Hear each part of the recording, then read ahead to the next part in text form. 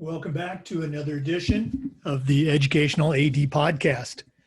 We couldn't do these without the incredible support of our sponsors, and we want to take a moment to say thank you. First, thanks to our diamond sponsor, Varsity Brands, including VSN, Varsity Spirit, and Herff Jones. Varsity Brands, elevating student experiences in sport, spirit, and achievement. We also want to say thank you to our platinum sponsors, including Ephesus Lighting, innovating a brighter future at every level. Gilman Gear, always a step ahead. Camp Mobile, where teams communicate better. Hometown Ticketing, simple and easy online ticketing. And Vital Signs, bring student achievements to life. Thanks to all of our great sponsors. Welcome back, everyone, to another episode of the Educational AD Podcast. Our guest today is an old friend, Charlie Marello. Charlie is the principal at Niceville High School up in Florida's Panhandle. He and I spent a few years together serving on our state association's Athletic Appeals Board. So, Charlie, welcome to the podcast. Yeah, great. Thanks for having me, Jake. I watch all these that you put out there. It's great stuff. Oh, well, thanks. We appreciate it. We've had a lot of fun promoting our Florida ADs and ADs from across the country. Well, full disclosure for our listeners, last night, Charlie's school, took a bit of a hit from one of the many hurricanes that comes through the Panhandle. So again, we appreciate the time he's taken to spend with us, but we're going to jump right in. We always like to let our listeners have a chance to get to know our guests. So tell us a little bit about yourself, where you grew up, where you went to school and college, and your path that has led you now to being the principal at Niceville. Great. I'm Charlie Marello, principal at Niceville High. I was actually born in New York. People, when they hear New York, they think, automatically New York City. I was from a town of, about the size of, Alpha in New York. That's where I was born, but I really was actually raised in Kentucky. We moved to Kentucky. My father, staunch Italian man, we started a farm, a tomato farm, found some land in Kentucky. He was also a mailman. And grew up kind of on a farm in Kentucky. And then it was crazy. We took a vacation to Destin and Fort Walton Beach kind of before it was the big tourist attraction and blew up. And just for the heck of it, my dad put in a transfer request at the post office. And I'll be darned if they didn't call 6 months later and say, we got a spot at the Fort Walton Beach post office for you. So I think he came home directly and said, pack up, and we had moved within a week. So that's kind of how that went and how I got to Florida. But when I got here, I was fortunate enough to go to Niceville High School. So, that meant a lot to me to get to be the principal and get back over here to be the, at my alma mater at my school. So that's been important, and that's meant a lot to me. But I went to college I was able to play baseball. It was then Okaloosa Walton Community College, which is now Northwest Florida State. And then after that, I played another 2 years of baseball at the University of West Florida. Went on and got my master's degree and whatnot, but my educational career started I went back as a coach at Okaloosa Walton, and I coached 2 years of college baseball there. Definitely knew that I wanted to be with the high school age kids. I liked college baseball a lot. I mean, the level of competition in that Panhandle Conference was akin to minor league baseball. But it was a grind. When you didn't have a game, you were going to watch games and recruit kids. And so I knew a high school route was kind of where I wanted to go. So I put out some feelers, and I got the head baseball position at Freeport High School. And I also coached football. I ended up being the defensive coordinator there. I did that for 10 years before my path headed towards school administration. A couple of AP jobs here and there. Went to South Walton High School, and then my first principal position was at Emerald Coast Middle School over in Walton County. And I did that for 4 years before I was principal of middle school at Destin Middle School. And believe me, that's every bit as pretty as it sounds, being the principal of Destin Middle School. You could literally see Choctawhatchee Bay from the office window there. It was pretty special. But then came the opportunity to go back home to the mothership. And so I've been at Niceville High School now for, this is my 5th year at NHS. So just super blessed and lucky and proud to be at my old school. Mm-hmm.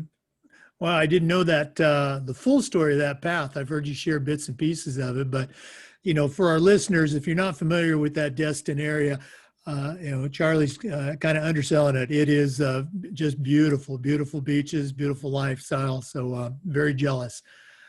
Um, Charlie, we talk in our profession about the importance of education, leadership, and mentorship.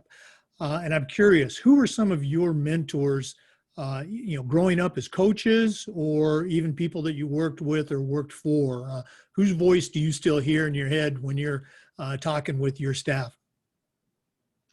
There's three, and if we're not on a time limit here, because I got a couple good stories about these guys. So the first one was my high school baseball coach and my college baseball coach. His name is David Garner.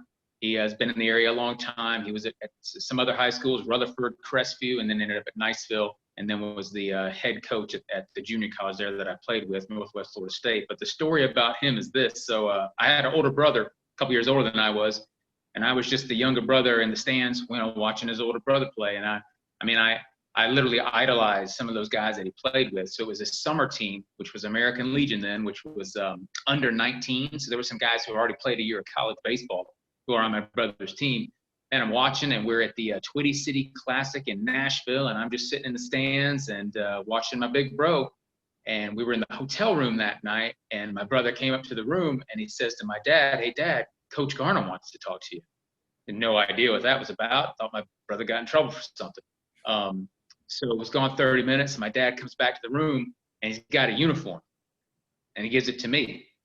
And the crux of the conversation was Coach Garner said, "Look, I know I was little Charlie because my father was Charlie.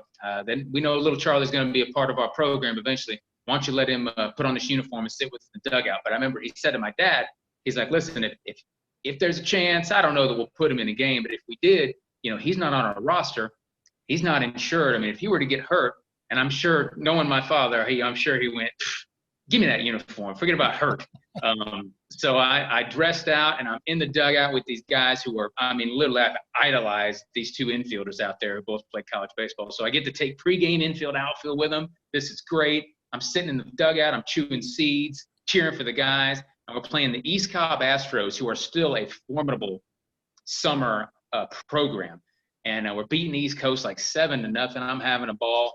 And all of a sudden, Coach Garner goes, "Hey, Chuck." I didn't know I was going to end up being Chuck to him.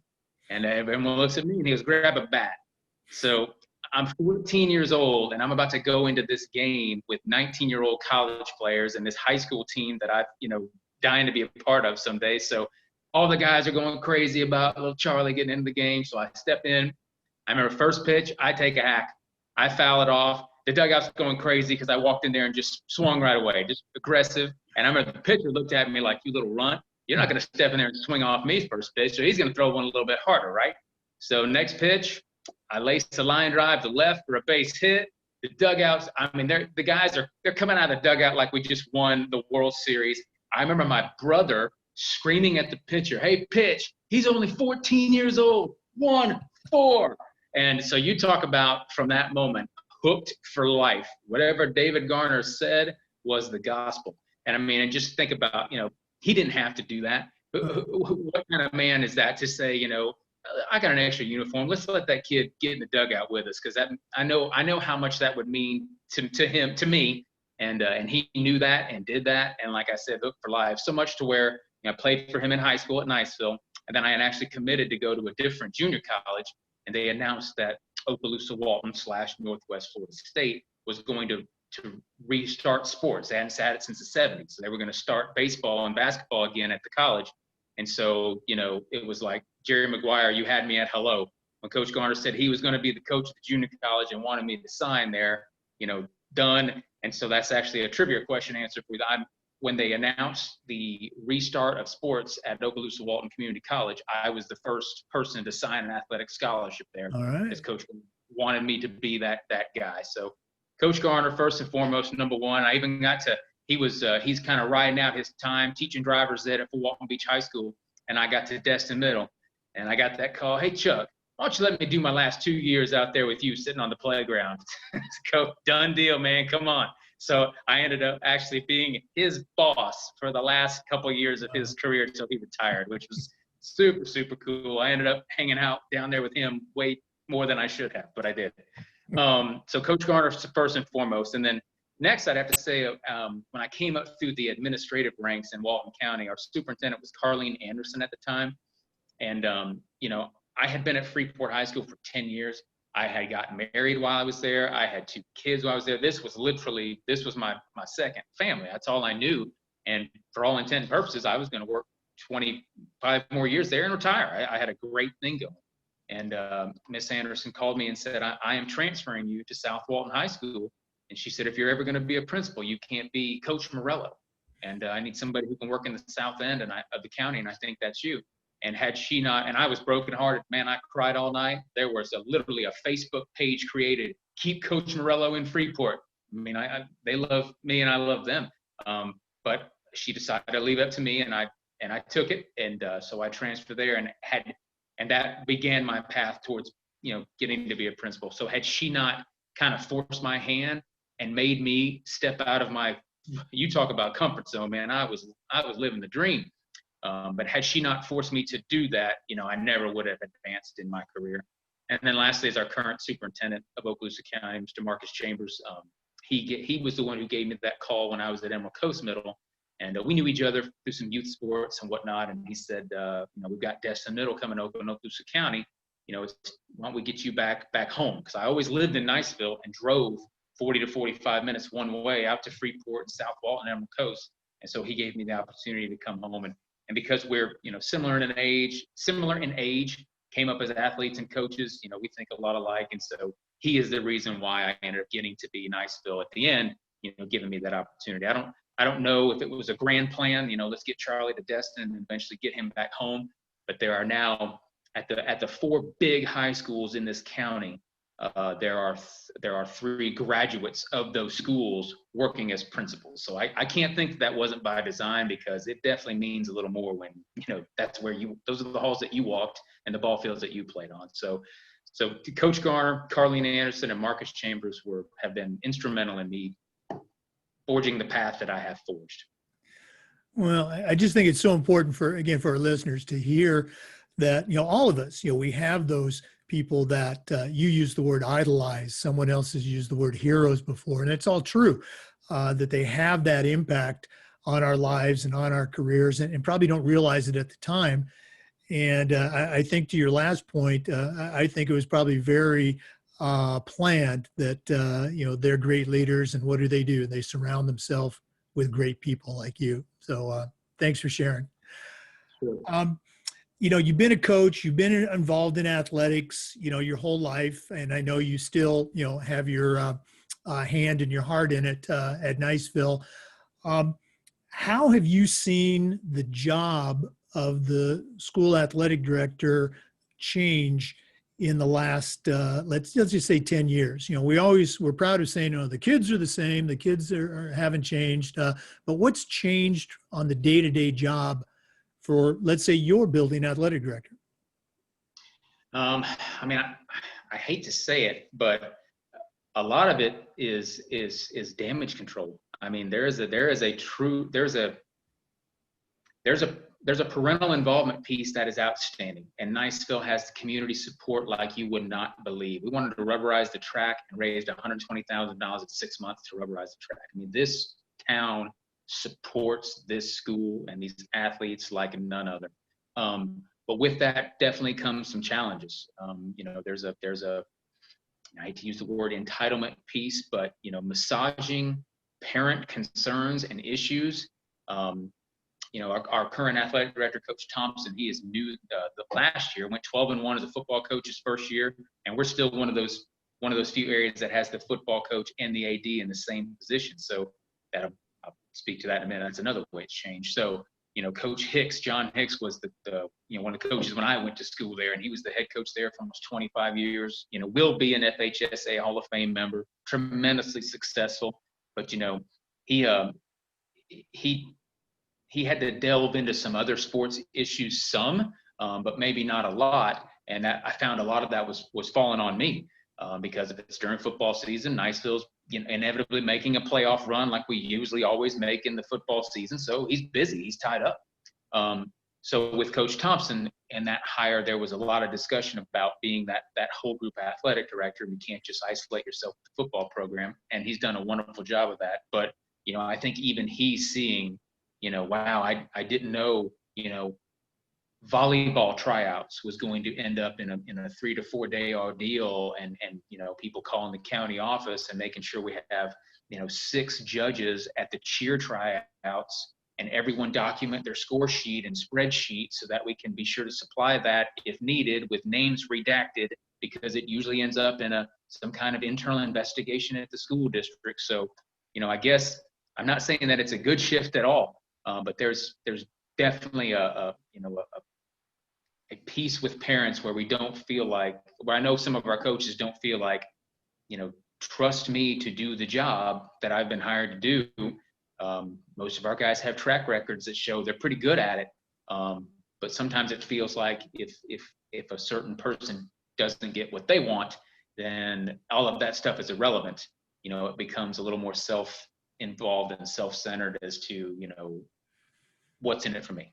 So that being able with a coach's personality to somehow massage those relationships, that is key to success with this current age of athlete and parent and just whole social interaction. If you can't massage those parents somehow, it's going to make life pretty difficult for you. And the days of saying I'm the coach, that's what I said so, I wish you well. I mean, I hope that I wish that still worked the way that it used to work, because if that's the explanation from the coach to the parent, where does that parent end up next? In this guy's office. So that's just kind of the way it is. So for newbies getting into it, just shift your mindset from my way or the highway, because that does not work anymore. Mm-hmm. Yeah, and I think you touch on an important piece of that whole relationship. The coach and the parent, the coach and the AD, and of course the AD and the principal. I'm so blessed, at my school with my boss. By his own admission, he is not a jock, but he understands and appreciates the value that a quality athletic experience has, not just for the student athletes, but for the students, who are attending the games. And so, I do my best to keep those issues off of his desk. And as I talk with the coaches, I encourage them to do that same thing. And I think they know that I have their back, and I know my boss has my back too. So if you have good coaches, like you alluded to, that takes care of preventing a lot of those problems. And when there is an issue, you meet it head on, and sometimes you got to tell a parent, well, I'm sorry, but that's how we do it. And if the coach has somehow stumbled or I've stumbled, then you have to be accountable for that and own it. What are some things? Go ahead. I think, Jake, I'd say though, in that shift though, is you touched a little about that relationship building with players. That same line of thinking goes through for players and athletes. Kids, by and large, need a little bit more than because I'm the coach, because I said so. The first thing you've got to do is you get buy-in, and those kids know that you care about them and you will go to the wall for them, and you got their back. And at the end of that senior year, they're going to be doing everything they can to find you a place to play in whatever sport it is. If you want to go do it, then that's how you're going to have a tremendous relationship, and that player is going to play tremendously hard and tremendously well for you. But coaches who kind of don't build those, rapport with those kids, they're going to struggle with kids who need a little bit more than because I said so. Oh, absolutely. And I'm glad you brought that up. Many years ago when I was still, coaching football, I'd gone to a clinic and I heard a coach say this, that you need to tell every kid exactly where they stand, and more importantly, what they need to do to get better, or what they need to do to get more playing time. And so when the parent asks, hey, how come you're not starting, or how come whatever, that kid can say, well, coach says I need to work on, whatever it is, blocking or boxing out, whatever. And that prevents a lot of those phone calls too. And you know, the key is what you mentioned, having the relationship with the kids so that, you know, they buy in. Well, geez, coach says I need to, you know, whatever, you know, stop traveling in basketball. Well, okay, I got to stop traveling. So it's those relationships is what it all comes down to. Yes, sir. You know, you alluded to, you know, the success that the teams at Niceville have had over the years. I'm certainly aware of it, being up in the Panhandle. You know, thank goodness we don't have to play y'all. We're in a different class.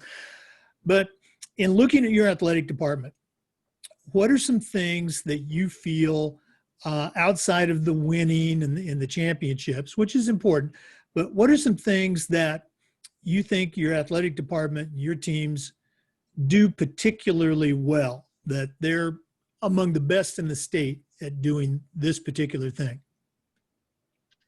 Well, I know that as a group, we stress the academic life a lot. You know, many of our teams have those study halls where those kids get out there to practice, you know, and by and large that lends itself to players who are pretty smart at doing, you know, that thing on the field because they're good academic students as well.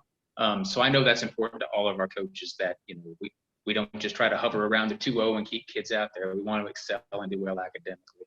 And then I think accountability is the other one.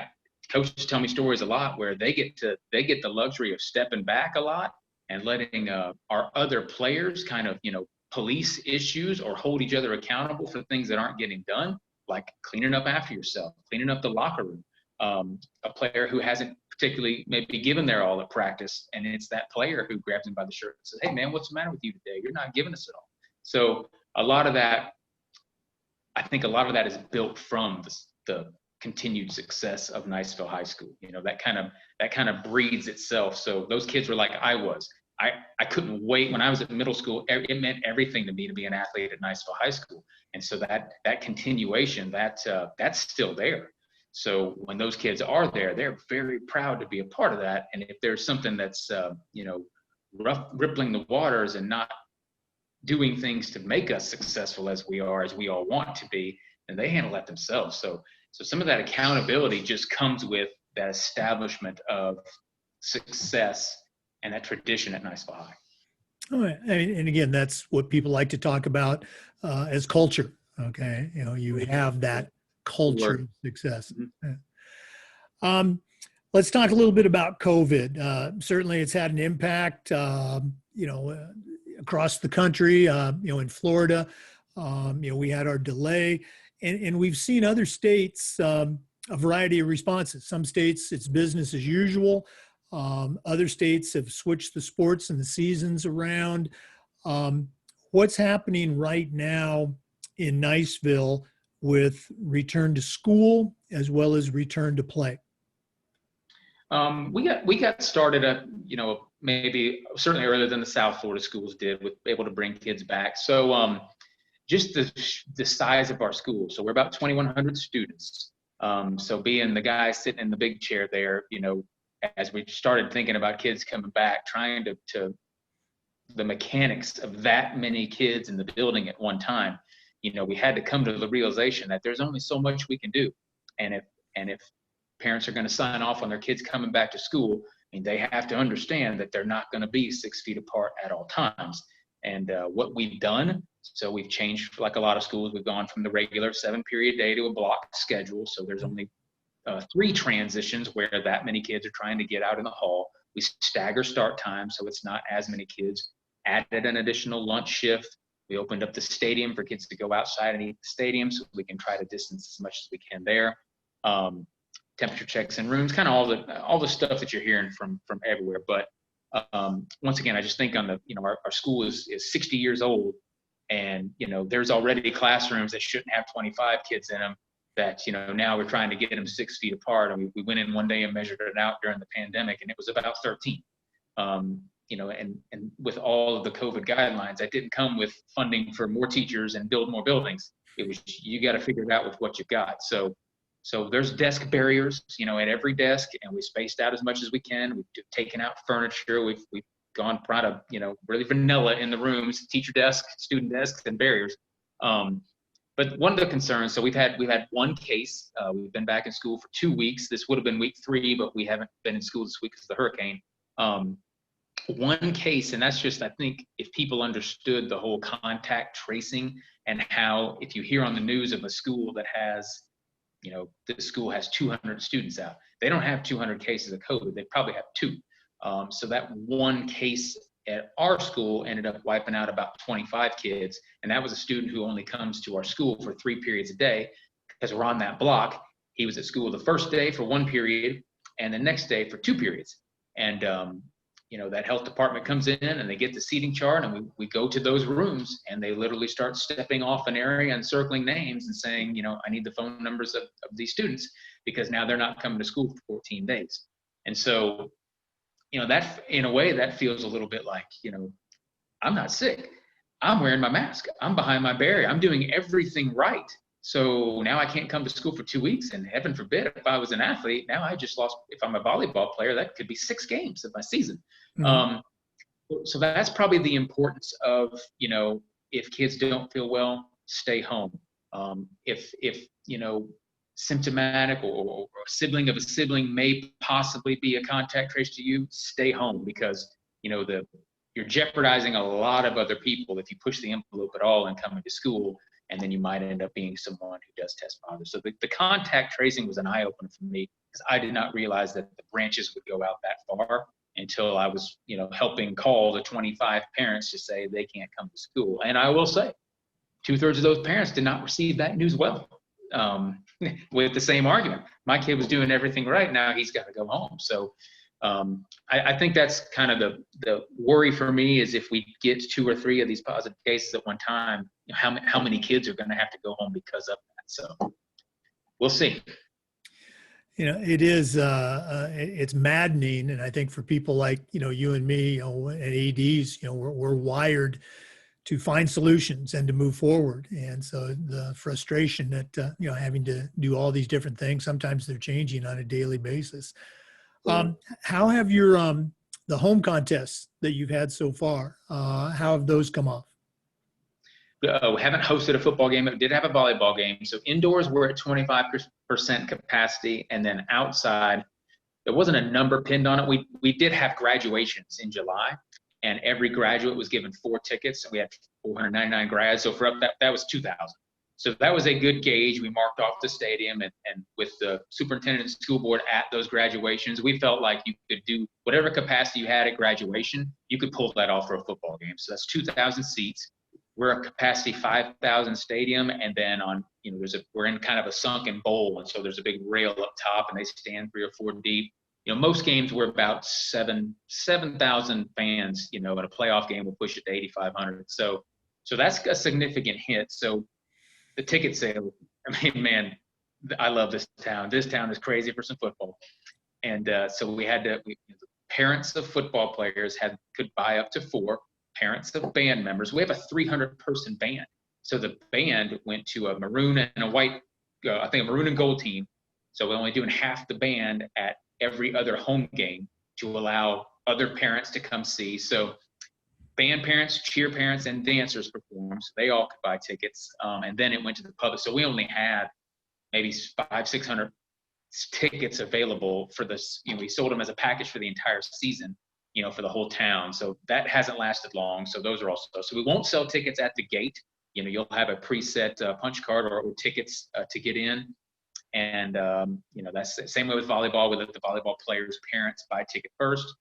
Our gym is 800 capacity, 25%, 200 minus the volleyball parents. We have exactly 116 seats available for every volleyball game. We sell them at the door, and when we sell 116, we close the door, and the SRO stands there and just turns people away. So luckily, we got pretty much everyone in that first game. We didn't have to turn many away, because that's not going to be good. But for the football, we have to do a good job with our communication to let people know, don't show up on Friday night without a ticket thinking you're going to be able to get in. That's how you have problems at the gate, because they're not going to be able to get in. So we haven't had a football game yet to speak of it, but I feel like we have a good plan in place to where only ticketed members are getting in. The stadium is pre-marked for 6 feet. We actually, our student section is, like some of the Tallahassee schools and stuff. And most schools, we got a crazy wild student section. They're shoulder to shoulder in there, and they go bananas, and I love everything they do. But we've marked out a socially distant student section, which is 133 tickets, and we will sell those the day before the game, like 5 o'clock at night. First 101 per kid. First 133 kids are going to get to, still have some type of student section experience, but it won't be the same. But we wanted to hold out a batch, at least just for our kids. So, we'll see. The volleyball game went okay. I think in this new COVID era, you see things, you go, ooh, they're probably a little close there. Coach called timeout, and what'd she do? She gathered her players up. That's what coaches have done for 100 years. But, if you're looking at that, you're thinking, boy, one of those were a positive case. That just wiped out the entire team, that little huddle there. So we've just got to figure out a different way to do a lot of things. So. It sounds like you've really, worked this out. I do have 2 quick questions. Are you doing, or do you plan to go to online ticketing? So that was a thought for the district. My Niceville High School was kind of on board with that, but that decision was made as the county. And there's a rural school in this district, and their AD said, half our town doesn't even have internet service. So how could we buy online? So there was too many votes against that. The Go fan, we were all about it at Niceville, but other schools were a little hesitant. So that wasn't. If that decision was going to be made, it was going to be made for all schools. So it was a no-go. Okay. And my other question, and this could probably be an entirely separate show, but it has to do with budget. A couple things in Florida, the new, officials fees, that possibly went into effect for your area, along with reduced gate receipts because of COVID restrictions. Do you see any serious budget, I'll use the word crisis, and how are you, responding to that? It will be, in just doing the math on the 5 home football games that we have, we'll lose between $60,000 and $75,000 in football gate receipts alone. And, the team's not getting smaller, and the shoulder pads and helmets aren't getting any cheaper. So there's a concern. Some sports have gone to a player fee. It's $100 for your kid to play baseball. It goes towards this, and this, and it's very completely warranted. We've never done a player fee or anything like that for football. So our goal is to try to get through this season with enough ticket sales and enough, outside fundraisers that we might be able to do, so that we don't have to have any type of player fee, for football. One of the bigger hits is actually bands. So those concession stands at football games, like I said, we have a 300-person band. We've marched in the Rose Parade, Macy's Parade, and again, those things take a lot of money. We obviously won't be doing a trip like that this year, but you talk about the concessions, and last year we had 7 home games on our schedule, plus the kickoff classic, and then hosted 2 playoff games. That's 11 games of concession stands with a minimum of 6,000 people there. So they did really, really, really well to buy new instruments, and those band uniforms cost a lot of money. But now it's prepackaged items only in the concession stand for only 5 home games at about a 35% capacity stadium. So that's another big hit. So budgetary concerns, definitely. Like I said, we lean on this community a lot because they are great for our schools and they support us. But times are lean for everyone. So I think we're okay this year. I think it's going to be next year when we experience the full financial ramifications of the pandemic. Yeah, well, and I'm going to guess you're not alone in that. Charlie, this has just been great. I'm no longer on the sectional appeal, so I don't get to sit next to you on that board anymore. So I missed the date to reapply for it because I love doing that. So the next time the date comes open, I'm going to get back on that. And you were great to work with on there. I think we had the same approach.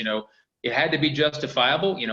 Why this kid deserved this hardship appeal. But if there was a way we could help a kid out who was in a horrible situation, and we heard some horrible stories, we always tried to do that. And I always appreciate your input on that committee as well. Oh yeah, I mean it truly was. Hey, give us a reason to say yes on this.